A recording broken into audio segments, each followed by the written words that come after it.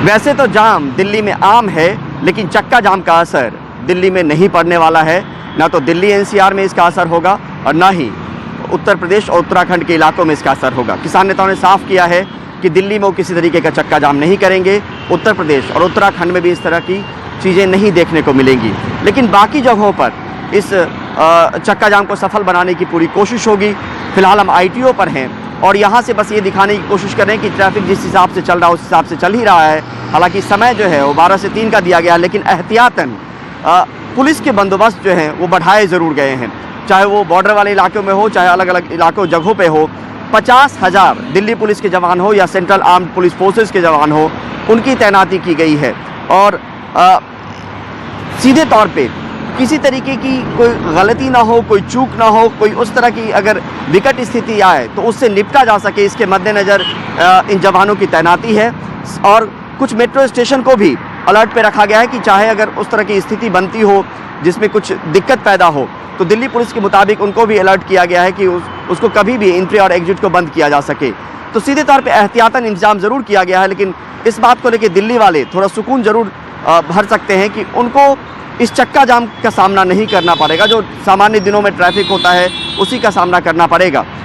लेकिन यहाँ पर यह भी गौर करने वाली बात है कि जो उत्तर प्रदेश के इलाके हों, उत्तराखंड के इलाके हों, दिल्ली के इलाके हों, उनको छोड़कर जो बाकी प्रदेश हैं वहाँ पे नेशनल हाईवे हो या स्टेट हाईवे हो, वहाँ पे चक्का जाम किया जाएगा। 3 घंटे का वक्त होगा।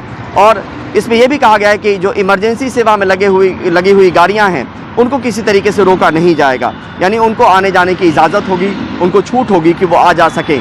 तो यहाँ पर मन में शंका और तमाम चीज़ों को लेकर है। कई बार ये भी होता है कि कहीं कोई असर तो ना पड़े, लेकिन यहाँ पर ये साफ है कि कोई असर जो है फ़िलहाल राजधानी दिल्ली में नहीं पड़ने वाला है। ITO है, सुबह का वक्त है, तो ऐसे भी 12 से 3 का वक्त है चक्का जाम का, तो बाकी जगहों पर वो असर पड़ सकता है। लेकिन एहतियातन जो इंतजाम है, फिर अगर दोहराएं तो पुलिस का बंदोबस्त जो है वो बढ़ाया गया है, हाई अलर्ट पे रखा गया है पुलिस को।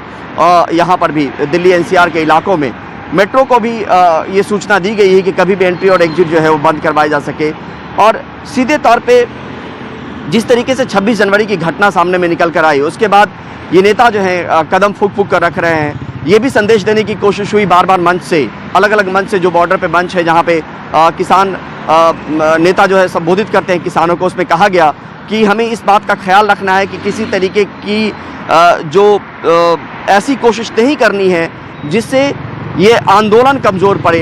ये जो चक्का जाम है उसमें हमें बहुत एहतियात रखना है, हमें कोई ऐसी चीज़ नहीं करनी है जिससे संदेश गलत जाए। तो एकजुटता की बात है, उस एकजुटता को बरकरार रखने की कोशिश है। इस आंदोलन को एकजुटता की ही ज़रूरत है और कोई ऐसी चीज़ ना हो जो उपद्रवी तत्व के द्वारा किया जाए।